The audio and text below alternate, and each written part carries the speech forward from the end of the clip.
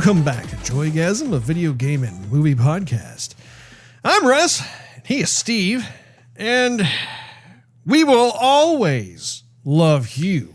In episode 291 today, October 6th, 2022. We actually originally planned on having this episode be dedicated to Overwatch 2. However, it has been impossible. So impossible, I would even dare to say impossible to be able to get in and play the game. So we are actually going to punt that particular topic to next week so that hopefully within the next 7 days, we will actually have some luck getting in and playing the game and report back to all of you. In the interim, however, there has been a number of pretty big events that have unfolded predominantly in the game industry. So we are going to be... And movie industry, Russ. A little bit. But the game industry especially was just like, whoa. We're going to be able to talk a bit about that before going into our topic of the day, which is the Deadpool 3 announcement, which you can fast forward to if you are so inclined. Steve. What? Happy Thursday to you, good sir. Happy Thursday night. Happy Friday Eve. Friday Eve. Oh. Oh my. I like the shirt you're wearing. It likes you too, Russ. It's very on brand. It Oh, matches. The does blues. it does. And Saying that, Russ. what's that? You know what I'm saying? I do. I know exactly what you're saying. Steve, what have you been playing / watching as of late? Well, Russ, been trying not to die with Melania all over again. And Elden Ring. Melania. Melania. Yes. Sort of Mikola. Hand of Mikola, arm of Mikola. Wiping Appendage the floor with you, Mikola? Yeah, I just figured I'd farm for a bit more. You know, What level are you right now? I'm at level 245. Oh, come on. You can't take her out at that level. Well, I still don't have I'm still a physical melee, like get up in your face kind of slap you around. Of course. And I'm only taking off like beep little bits of here and there. At level 245? Yes. All the other bosses I've come across, it's been like ka-chunk, ka-chunk, ka-chunk. Yeah. Yeah, I remember you were bragging about like how you felt like all powerful That's in your right. journey number 2. Yeah. Until I got to her, that's where it all just came to a crashing halt. Gave you a little bit of the old humble vibes, eh? Oh, boy. Anyway, so I just put my intelligence at 24, Russ, I'll have you know. My arcane at level 10, I believe. And I'm almost at, with my faith at level 24. I see. Opens up a wide variety of weapons. But You are, in fact, a walking armory, aren't you, Steve? that's right. Well, I am wearing weaker armor. Honestly, I am wearing weaker armor to challenge myself. Oh, sure. I mean, I already have, maxed out weapons and strength and whatever, but I figure, what, I'd be doing myself a disservice if I didn't put on some weaker armor and kind of look a little bit different. You're overburdened, aren't you? No. You must use more of a lighter armor in order to I can be nimble, somewhat agile. I can jump over that candlestick, Russ. But do you flop around like a sack of bricks when you land, Steve? No. No. Well, that's good, Steve. No. Anyhow, before my wife took a trip to Canada, Russ, Yes. And the the whole family got COVID. We watched Toy Story 1, 2, and 3 night after night after night, one after the other. Those are good movies. And still good movies, Russ. But I will double down on what I said about Toy Story 4. Which Will you take is, the physical challenge as well, Steve? No. I can't hold up, Russ. Toy Story 4 is more of like an epilogue to... We've been through this before. I know. I'm just reiterating. Like, it ended with 3. Uh-huh. It ended with 3. It hits you in the feels. Everything is closed up at nothing. No other movie should have been released after that, or if it did, should have been straight to DVD. Nothing on the big screen, Russ. And anyhow, so we watched them all back to back, and it was fantastic. But did you watch the 4th one as well, or No? Yeah, I've shown her the 4th one. No, but we watched it later on. We watched it later on.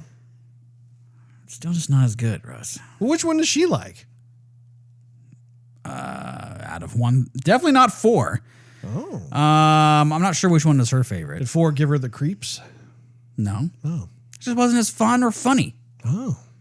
I mean, what's fun about your toys running off into the hills and making a life together? I like Toy Story 4. Yeah, Russ. Well, no one likes you. Oh. Suddenly everything makes so much more sense now. Yeah. Awkward. So anyhow, that's basically been it. I every time I want to pop something else back in that I haven't finished up yet, I always kind of go back to Elden Ring or we watch a movie or something. Excellent. And yeah. Oh. About it. Russ. Well, hey, that's nice. A little bit of Elden Ring, a little bit of Toy Story. It sounds like a nice little week of goodness. Yeah. In my situation, Steve, I have continued watching Andor. So I have watched both episode 4 and 5 that have been released, and I'm definitely enjoying the show more. Oh yeah. It is still very much a slow burn, though. You know, they're doing the classic, like, you know, if you could picture the show as a chessboard with all these pieces on it, you can tell that the creators are having a good time kind of setting these pieces in motion, but they haven't actually taken any pieces off the board yet. But you know there's going to be some kind of big sequential domino falling effect or something like that. Yeah, I saw, actually, you're right. I saw episode 4. I forgot to tell you that. I didn't see 5, but I saw 4. What did you think of 4? Similar. I like the what's the dude's name who's kind of the older character who picks him up, drops him off. He was kind of like not the ringleader, but he's kind of associated. I know who you're talking about. I don't know his. It's Stellan is the actor's actual name, but I don't remember what his character name is. Anyway, I like that scene where he drops off Andor. Cassian, thank you.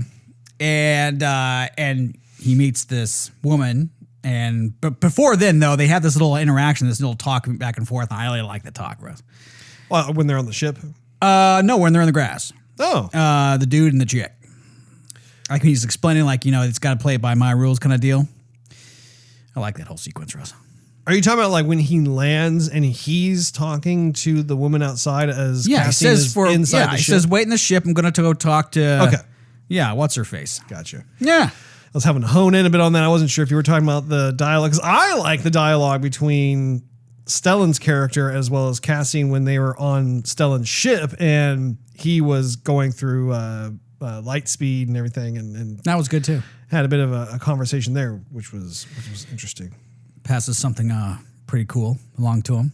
Also, I thought that was kind of neat. Yeah, I'm not exactly sure how that's gonna. Obviously, it's gonna be significant. I just haven't really figured that part out yet. Yeah, so you're almost halfway through with it. Almost. Yeah, or halfway through of the series. Yeah, the whole series. Yeah, indeed, Steve. But it's jacking up to something. It is. And actually, one of the things that I really like about the show, the more I watch it, is that there is less of an emphasis on Cassian Andor and more of kind of like a world building quality to the show, where it's like they're starting to bring in these other characters. They're introducing more. We're not quite sure like what all of their individual motives are, but they're clearly setting up, I mean, like even having that one security person who like really bungled the whole like going down and dealing with the riffraff kind of stuff. He's not out of the picture. He's back in episode 5. So I have a feeling he's probably going to be there for the entire season, as well as some of these other players. So that, and my hope is that as we continue moving forward, that Cassian plays a part in the whole thing, but that the story in the world itself is so much bigger than Cassian. Like instead of it being like this kind of character study microcosm of like only Cassian Andor, like this is definitely feeling more like the Rogue One movie where like you got to bounce from planet to planet. You saw how the Empire was consolidating power. There was just more of that real sense of organic live ecosystem that was going on in the world of Star Wars that wasn't limited to just one character. So I don't know. I hope that they continue going down that path. Nice. I was also playing some Cyberpunk 2077. There have been some pretty sizable drops. Updates. Yeah, these DLC updates that have come along.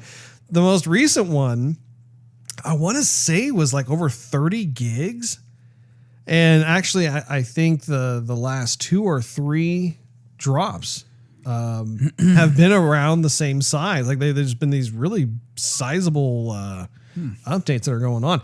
So did that. It's been a while since I've actually played the game though, because I've been playing Elden Ring and playing Horizon Forbidden West and whatnot. So I was a bit rusty as to like what all the buttons did. But then after a little bit, a teensy bit, I was much more comfortable remembering how all this stuff works. And I got to say, they have added quite a few new things. I mean, like one of the things I was exploring was the fact that they now have multiple apartments that you can purchase throughout Night City. It's not just the one apartment that you had when the game first was released. You now have these different places. I ended up buying my second apartment in the Corpo district, Steve, for I believe it was about 55,000 eddies. So definitely cool. The layout is different, more posh looking than my previous digs. But yeah, they've got all kinds of different outfits now. One of the neat features is that you can now transmog different types of outfits. So like, for instance, if there's a particular outfit that you like the style of, you can actually, I believe you can transfer like say, for instance, you have like a legendary outfit with all these like great specs and stuff. Transfer it over to the outfit that you like better, and then suddenly that one becomes like a legendary, class. Legendary threads. Yeah, which I think it's like, yeah, that's a good idea. And you can do things like when you're in your apartment, for instance, you can actually update your hairstyle. Like in the initial game, it's like you had to kind of build your character first, and then you were pretty much locked in more or less with like how your character looked. Now there's a whole lot more flexibility in terms of if you want to change up some of the way your character looks and whatnot, which I mean, again, I appreciate. And that's honestly part of what they advertised in some of the pre-rendered cinematics leading up to the game's release. If you recall, like you saw like some of the females as they like change the color of like their nails or changing their eyeshadow color or their hair or whatever, like it was very much demonstrated as like a way of life within Night City, Steve. So pretty much any mirror, I think you could do that, can't you? Or am I wrong? I want to say it's only within your apartments that you can do that. But I don't know that to be 100% the case. Maybe, yeah, because that doesn't make any sense. Like if you walked into a bathroom and you could just randomly do that. Like, no, that doesn't work that way. But no, I'm glad to be back in there. I'm glad to be playing the game. And I need to continue going down. You do. I'd beaten the game once on PC. I've got another character altogether on Xbox that I've been biding my time with until they've made these huge updates. The dude? No, I have a female for my second one who's the Nomad. My first playthrough, I was the guy. I was playing as a street kid. Mr. V. Mr. V. Instead of Miss V. Exactly. Indeed, Steve. So on your second playthrough, do you have to go through the whole beginning sequence again? When you rescue that one person out of the tub. Do you have to do that all over again, or do you start in a whole different spot? Well, okay, so I've resumed where I left off with the Xbox version because I was actually playing it for a while. And what I ended up doing was that I realized that at the time, the Xbox version didn't have all the bells and whistles yet. Like, you know, it was still based off of like the older hardware. Right. They didn't have anything yet for the Xbox Series X. And so I was thinking, okay, well, what I'll do then is, because I've already played through the game once, I'll just go around and do all these like side hustles, these side gigs and stuff, level up my character, but don't play hardly any of the main quest, or really even some of the, well, I should say most of the side quests. And as a result, what's nice is that I've been able to, I think, my character currently is, well, there's two parts to the leveling system, if you recall. There's kind of the main level, which she's at right now. I believe I have her around 35. And I want to say the cap's at 50, if I'm not mistaken. Okay. And then there's another number that's based on, like, I think reputation or something. That one is already maxed out because of the sheer amount of side gigs I've been doing. So that one's already at 50. And that's awesome because that has enabled me to basically tailor and customize, if you recall, you know, all those different ability trees that you go into, and you can figure out, you know, like, how do you want to customize and tailor your character in terms of, like, you know, do you want them to be a weapons specialist?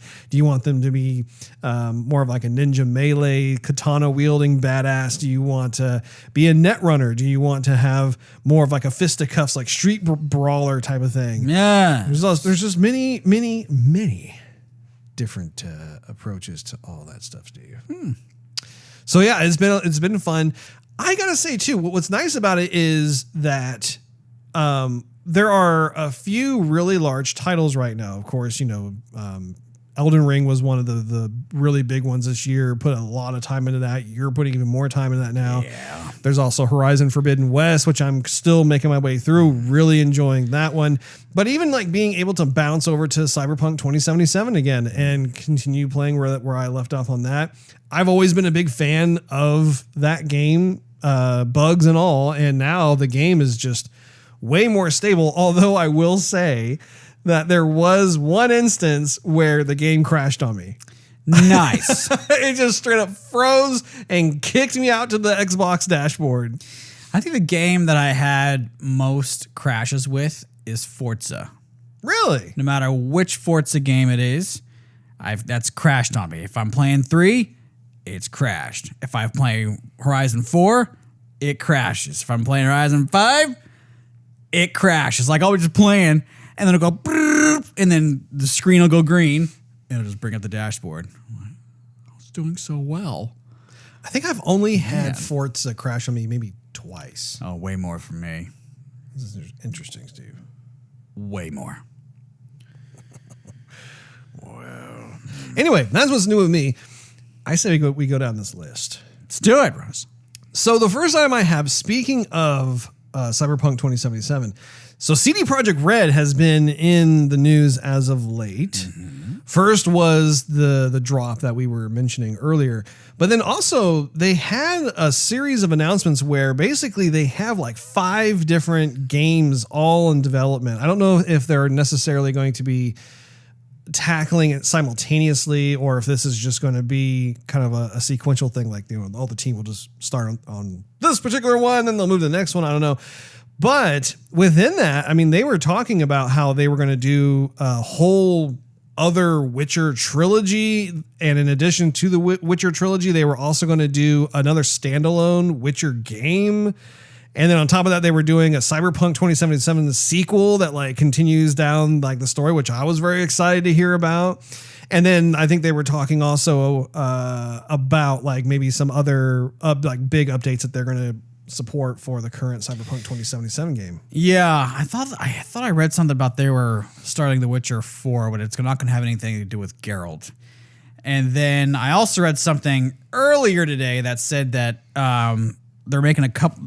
Well, I think they're outsourcing a couple of the Witcher games. Yeah, like the whole new series. But they're not necessarily going to make it or have 100% to do with it. Mm-hmm. Which I thought was kind of surprising, since that's like kind of like their bread and butter. Yeah, it was a new announcement. Definitely was making waves. I really don't know too much about it, but I mean, it's like I'm not surprised, but yet I'm really glad to hear the news regardless. So, and then you actually turned me to the other news of how the joint CEO, Marcin, what's his last name? Iwinski? Yeah, sure. How he's stepping down after 30 years? Stepping down. He's going to be like he's going to be more of a consultant to the team or like on the board of directors kind of deal. So he's still going to be like minor involved, but someone else has assumed his position. Now, did he say why specifically he was stepping down? I mean, was it just like nerves and being stressed out or what? He just said he felt like basically he was on top, like he's been doing it for a long, long time, and it was a good time to let someone else take the reins and to assume this other position, and so that's what he did. Essentially, that's paraphrasing, but if I recall, I believe he was the one who kind of became the face during the whole Cyberpunk 2077 debacle. Like, I remember there being multiple videos of him looking very fatigued and tired, as if he hadn't slept in days, and was just trying to do damage control between the fans who were disappointed and the shareholders of CD Projekt Red, who were basically pressuring the team to get this game out before it was ready to come out. Yeah. And I do think that the announcements that we just talked about do kind of coincide with his announcement as well, just because I don't think he wants to be in that position when all these things are going down, simply because I think that last situation probably took years off his life because he was just so stressed. Yeah. Well, I think what may have happened was, CD Projekt Red kind of came out of nowhere with the Witcher series. Yeah. And then by Witcher 3, everybody knew who they were and they were looking forward to the next game that was out. And then the hype was up, was turned up to 11. And then regarding Cyberpunk, and then Cyberpunk comes out, and then everyone's hype goes to 1. And yeah, I believe he was the guy who was out going like, "We're fixing it, please don't abandon us." And but you just kind of wondered. I think I even said this on the show, like, what is going on like behind the scenes, because they were really promising strong on Twitter about how this game was like ready to go. And we're just in like, testing phase. And like, great. And then we get this like within the first 5 minutes, at least for me, I'm like, how is this even released? And so it makes you wonder, like, okay, maybe he knows, like he doesn't want this to happen again. Maybe with the other games that are being released, the same shareholders are in and they have the same expectations, and he does want to be behind the reins. I mean, maybe it is important for him to step back or to assume this other position and go like, no, we can't have these expectations if we want to avoid whatever, this happening a second time in a row. So maybe a consultant is where he should be.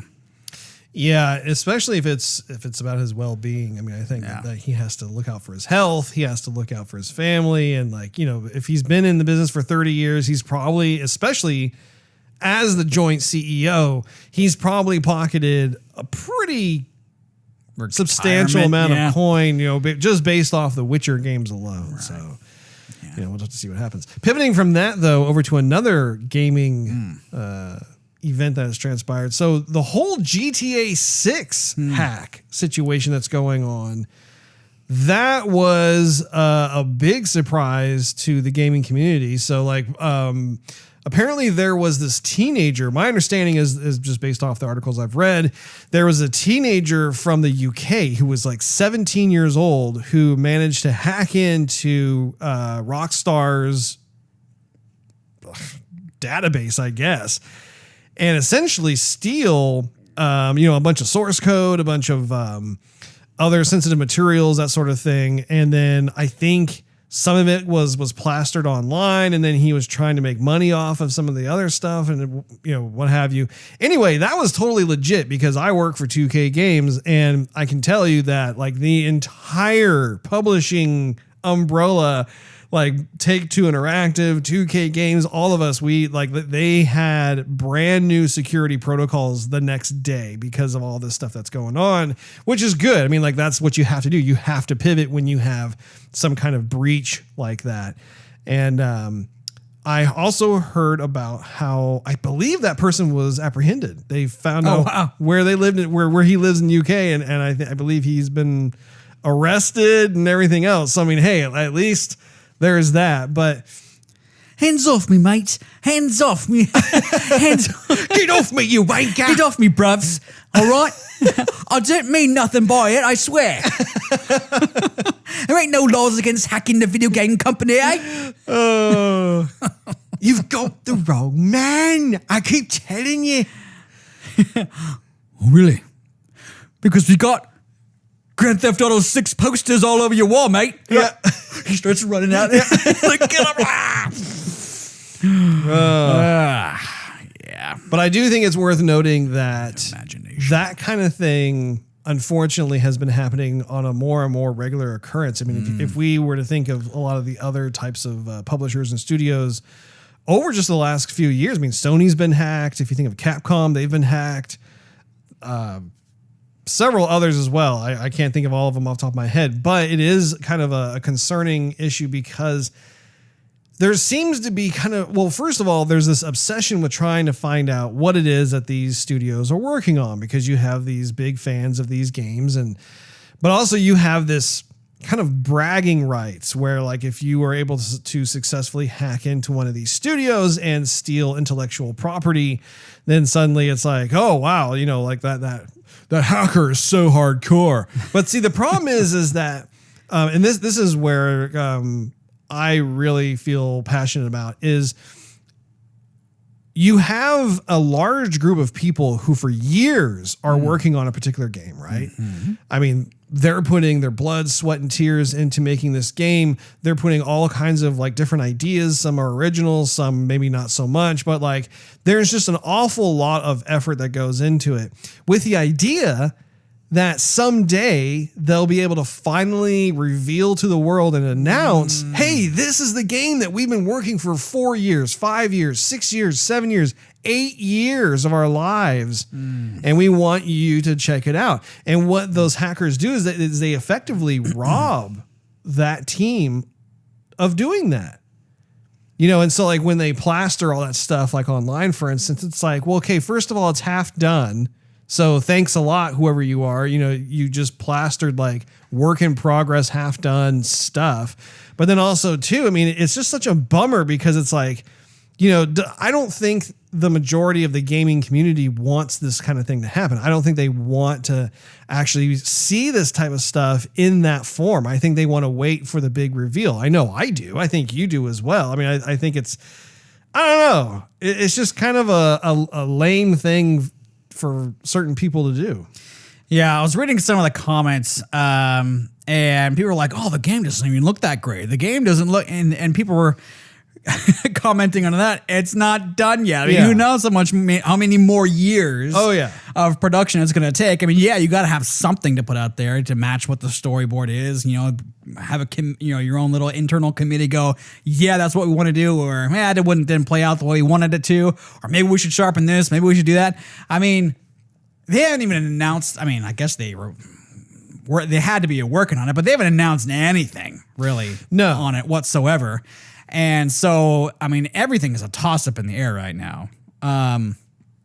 So yeah, I mean, I want to see the finished product. I want them to take their time. I don't want them to rush it. Oh yeah. I don't think Rockstar is known for rushing really anything. They take their time. So, but it's unneeded damage control. I mean, someone's got to come out and go, look, we don't appreciate this. The game's not done yet. Just state the obvious. I'm like, oh man. Well, and what's crazy too is that like in this instance, it was a 17-year-old. Yeah. It's not like some 20-something-year-old or 30-something-year-old or 40-something-year-old. It's like, no, it's like a pimply-faced teenager who happens to be really good at hacking.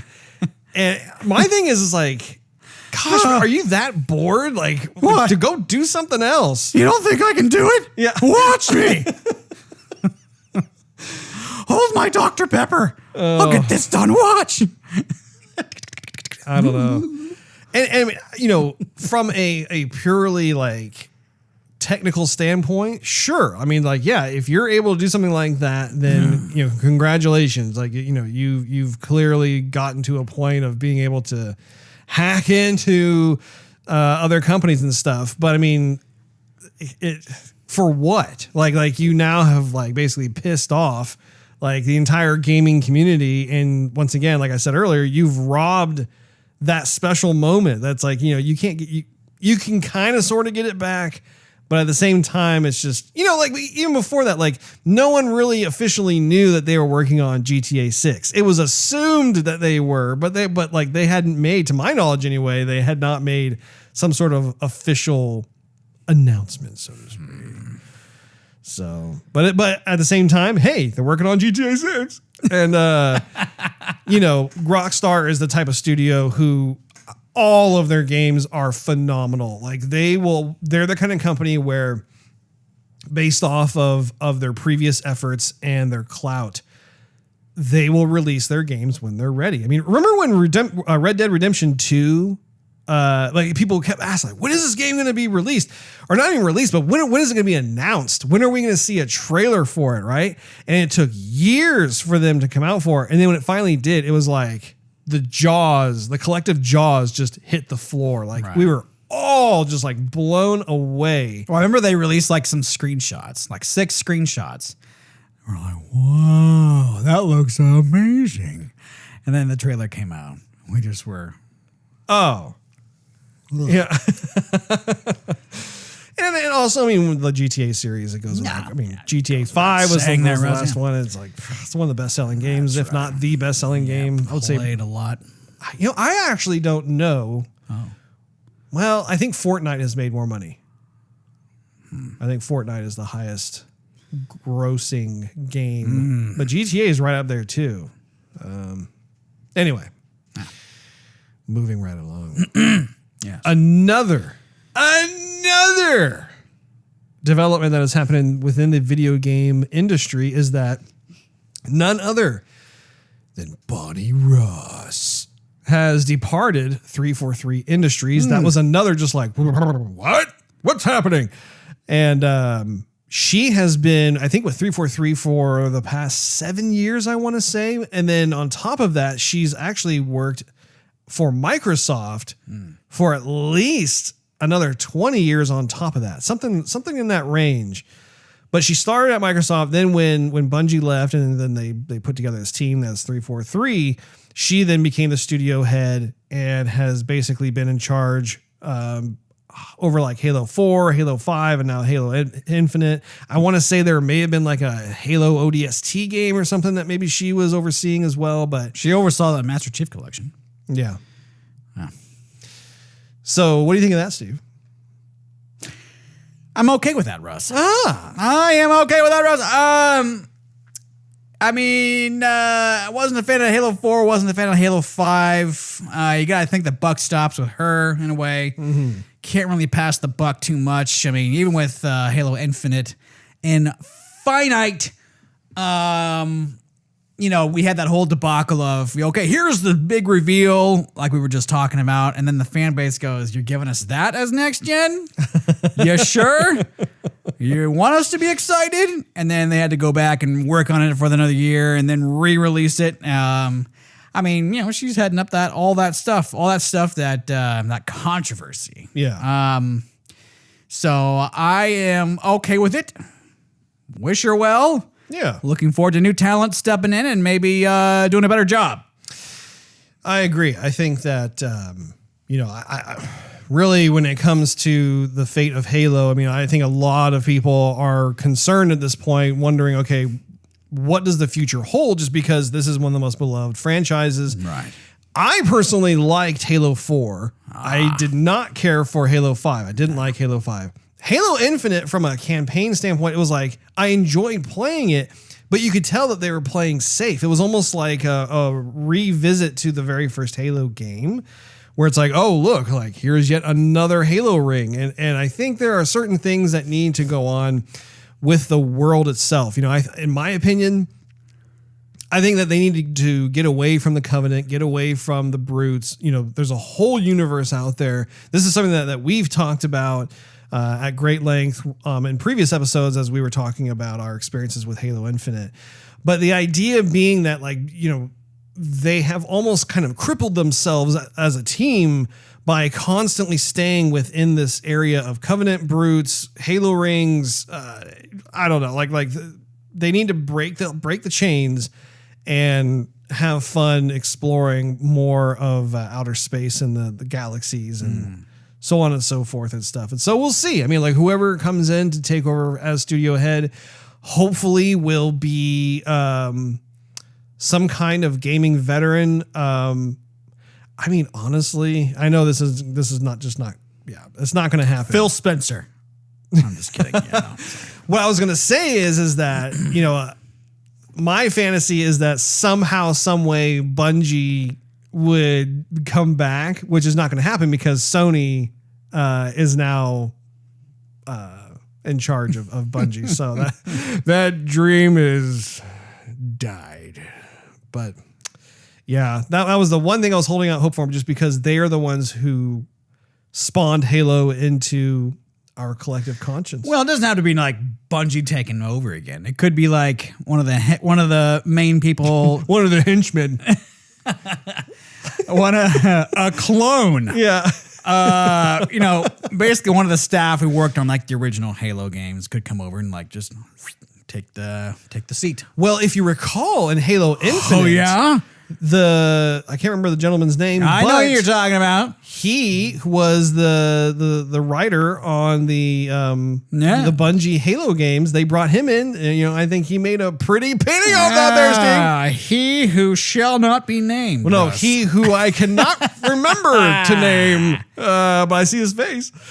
But no, I mean, and that, you know, to his credit, like with him being on there, the story itself actually, you know, wasn't bad. It was pretty decent, but again, it could have been better. And I think it's a result of them it's almost this weird, like second guessing, like the studio was second guessing every decision, and it crippled them to like not take more creative risk.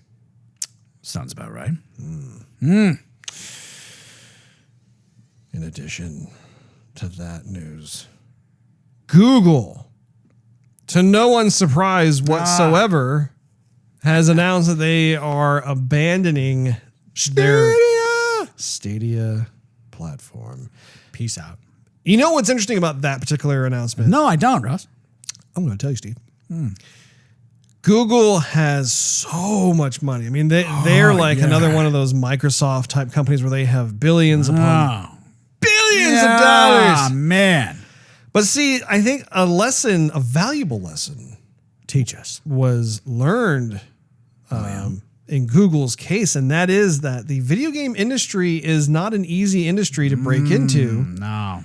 And furthermore, there needs to be certain criteria that is respected because of like the deep roots of tradition that coincide with that. One of them being that if you're going to launch a platform, even if it's a virtual platform, is you have to have a number of first-party studios making exclusive games for that platform that will help drive members of the video game community to your platform and thus create customer captivity. And I think they were kind of sort of attempting to do that, but it never really took off. It never really caught any kind of traction. Traction's important. All I can tell you right now is that Google is tasting that humble pie. But at the same time, I don't think they're really going to care. Honestly, I mean, they are so rich. They have so much money. It was like, I mean, Stadia was probably like a pet project to them. They're like, oh, that didn't work out. Whatever. Okay, move on. Well, Russ, better to have tried and lost than have never tried at all. That's true. Stop trying to poke me. I'm not trying to poke you. I'm trying to grab you. You're trying to grab a hunk of fat, so you're trying to grab. I'm trying to grab myself a Steven cinnamon roll.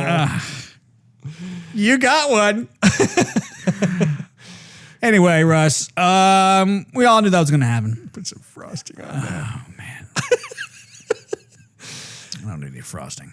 Yeah, I think you're right. I think in terms of what our prognosis was at the time, it was like, I think at best we were a bit skeptical, but at the same time, like I wasn't willing to like say, well, this is never ever going to work out. I definitely had kind of a wait and see, like just kind of like, all right, so they've got this thing going on. Yeah.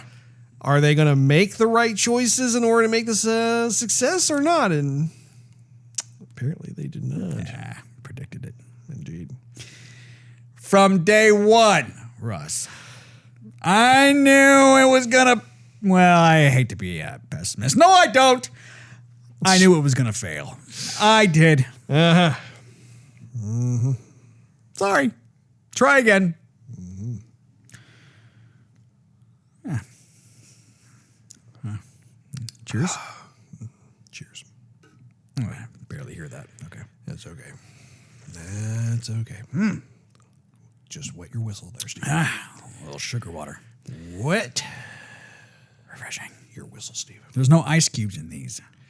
I'm sorry. I ran out of time.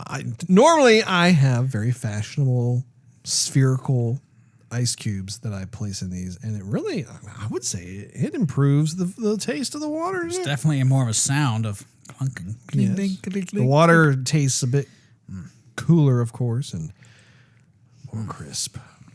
Oh, it's good. Oh, that was a long one. Long and steady. That's what you're known for, isn't it? They call me the stalwart. So, on a more sad note, there was a big artist that passed away this week.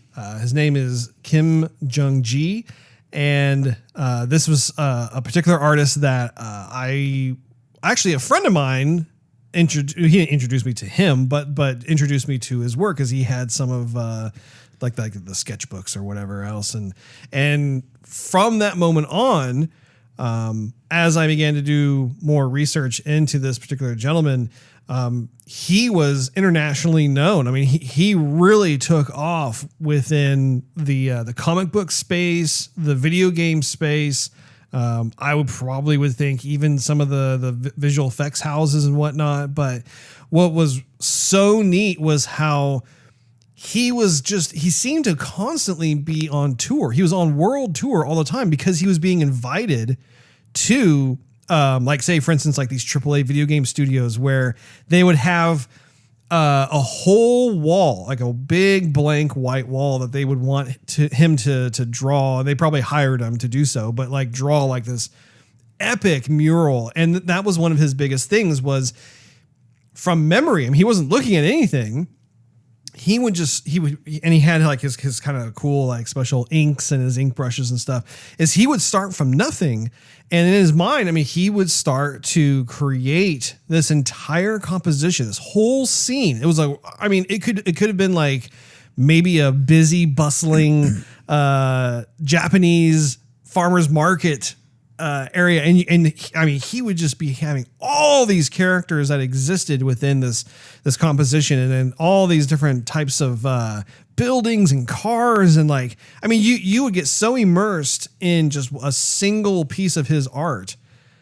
And it was just amazing to watch as this whole thing kind of slowly unfolded. If you go on YouTube, there are plenty of videos also that, you know, some of them are time lapsed, so that way you can kind of see, like, as he's building this stuff out. But no, I believe he was actually en route to New York for the New York City Comic-Con that's going on this weekend. And he was complaining of chest pains when he arrived in New York, and he went to the hospital. Unfortunately, he had a heart attack and passed away at age 47, which, I mean, my goodness, like, that is way too soon. It's terrible. And yeah, it's a heartbreaking situation, because if you were to go on Twitter, for example, or Instagram, any social media, and what I think is really interesting is how, like, all of the concept artists and concept designers that I follow were putting up their condolences and respect and whatnot for him and his family. And you can just tell like what such a huge inspiration and impact that he had on the creative community in general. And I don't know. I wished that we could have had him come to our particular studio. I've never seen him do his thing in person. I've only seen the videos, and you know, that's kind of a bummer because I would have loved to have been in the presence of that level of talent. But yeah, you have folks like Jim Lee who I was going to ask you about him. Yeah, Jim Lee was also one of the people who has been very vocal in expressing his sadness for this gentleman's passing. So, I mean, if for nothing else, just it reminds me of how important it is to just live life to the fullest. You never know when your time is up, and how important it is that. If you have certain opportunities or if there are folks in your life or whatever, it's just so important to voice, like if you've been meaning to tell somebody something, tell them, like hug the ones you love. Yeah. You got to seize the day every day. And I think that oftentimes just the daily minutia can cause one to have the blinders on, and I get it. It's life. It is what it is. But man, like when you have something like this happen, you're just like, my goodness, like, okay, what truly matters in life? Like, how can I recalibrate myself? So anyway, it goes without saying. I mean, for us, like we also extend our condolences to his family. So, the biggest event, which is actually our topic of the day for this particular episode, is the fact that Ryan Reynolds dropped a huge announcement on social media, which was pretty brilliant in my opinion, for Deadpool 3. Woo. Deadpool 3. I got to say, Ryan has been this really shrewd marketer. In a sense that like he doesn't necessarily go through like the big razzle dazzle channels. Instead, he really knows how to leverage social media to his advantage. And I think he's almost become notorious, I want to say, like just in terms of like anytime. I mean, it could be for his aviation gin that he's always peddling, or maybe it's for the movie that is in or whatever. But like, first of all, he's so funny. He's so sharp. He's able to take any kind of situation and just run with it. And I mean, every time he has something that's on there, even if it's like purely an ad, I'll stop and watch it because it's so good. Well, I think there's a character of Ryan Reynolds that is always Ryan Reynolds, or at least that he presents to the camera like all the time, which is like that. Oh yeah, nice, I'm Ryan Reynolds. Sort of thing, like who cares about the explosions behind you? You're paying attention to me right now. Yeah, sort of thing. And so I think people are naturally attracted to that because, well, he's a good-looking chap. Oh yeah.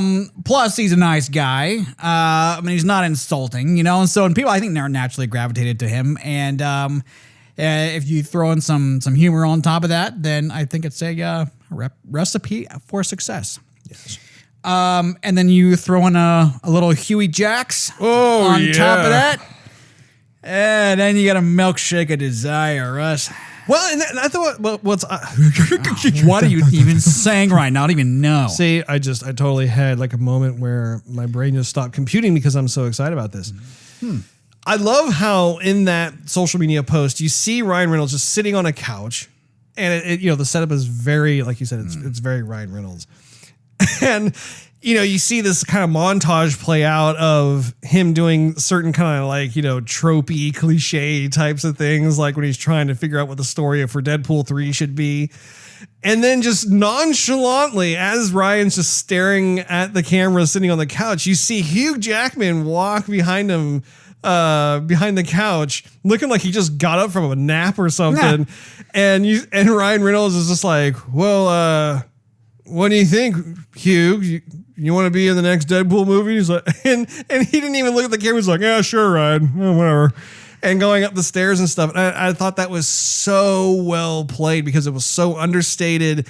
And it's been something that everybody has been fantasizing about, right? Is like, first of all, the fact that Hugh Jackman had hung up his claws, so to speak, after Logan. I mean, that was well publicized that he was just done. Like he was, he said he was feeling like he was getting too old for the role, and everything else. And everybody really enjoys him as Wolverine. And but on top of that, if you recall, there was one particular movie. I don't know I can't remember if it was X-Men or if it was a Wolverine movie, but Ryan Reynolds was in fact Deadpool, and it was like the first That was a Wolverine movie. It was a Wolverine movie. Okay. Yeah. That one unto itself was such a disservice to the character, but also Ryan Reynolds, because if you remember how like they took away his mouth and you're like, dude, like that, what part of Merc with a mouth do you not understand? Like that is the Deadpool like basic slogan, for crying out loud. And so, you know, I think that they, ever since that time, have always secretly wanted to have like kind of a redo. Yeah. And this is definitely it. And I, for one, just really cannot wait. And I think too, like just over the years, like they've really cultivated this fun online relationship where they're, you know, sparring back and forth, and they have like these, it's almost like these like episodic tit for tat kind of stuff, which is really entertaining. Yeah, I wonder where that came from. Cause that kind of, I mean, after, well, I guess like maybe it started after Hugh Jackman said he wasn't going to hang up the claws, but maybe it started before that. I'm not really sure. I can't remember. But yeah, they were talking about it, and everyone's going like, "Yeah, it'd be a good idea. You guys gonna do something?" And like nothing would ever happen year after year after year after year. And so I think people just kind of gave up hope. And so with this video, with Ryan going like, "Oh, I was trying to find so much inspiration," and he goes, "Then I just came back with nothing at all, empty head, you know, empty mind, empty thoughts." Hugh, you want to be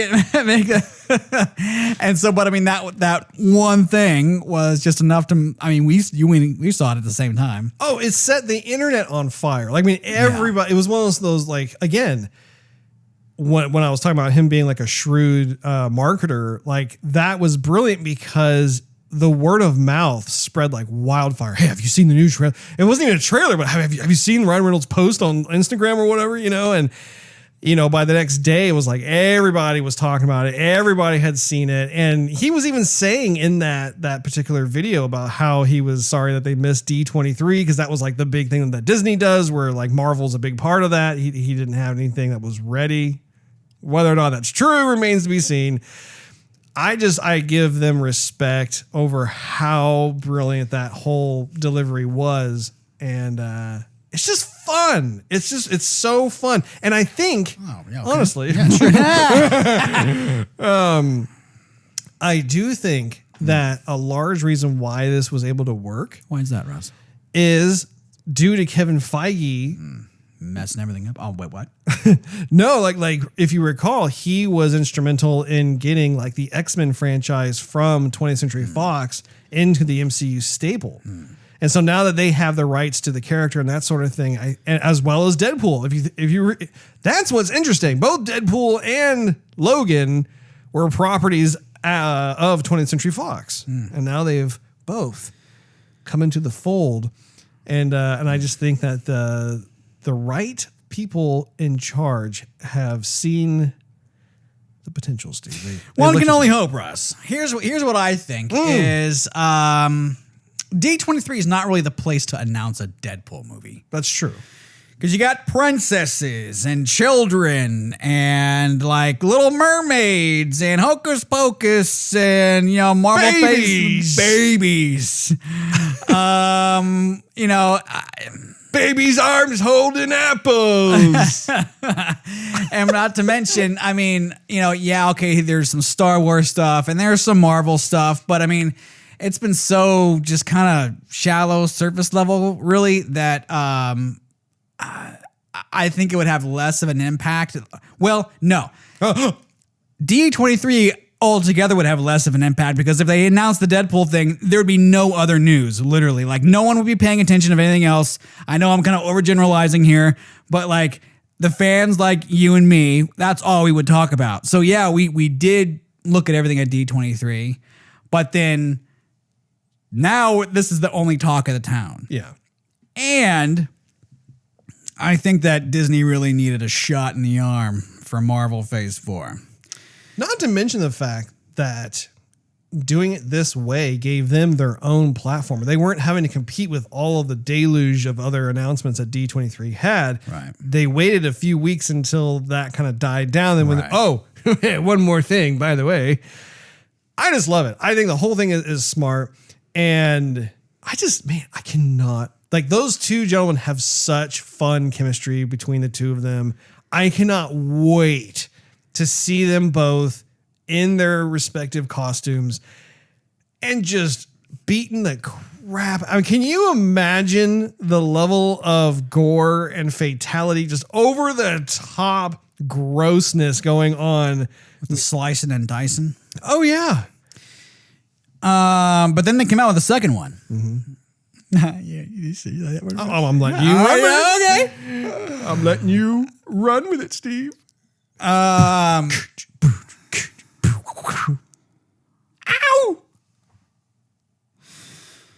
So, then they came back on screen and they said, okay, well, let's tell you, like, we're going to tell you about the movie. And then like the music came on and drowned them out. And then you could tell, like, you know, there's going to be some action and some punishment between Wolverine and Deadpool, you know, some stabbing of the claws in the head. And they were both really getting into it, especially Hugh Jackman, which was very encouraging. Oh, yeah. And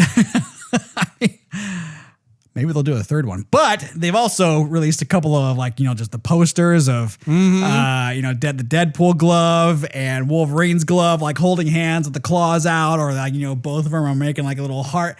I posted it on our I saw that Facebook page, Rose. Good job, Steve. I'll give you your Skittles later. Peanut M&Ms, maybe? Sure. Like those. I do too. Kind of tired of the original ones, though. Just like the peanut ones. Oh, I'm all about the peanut ones. Give me the peanut M&Ms. Yeah, Russ. I am a peanut M&M fan. See the Peanuts. the salty with the sweet combo. Ooh. That's where it's at. That's right, Ross.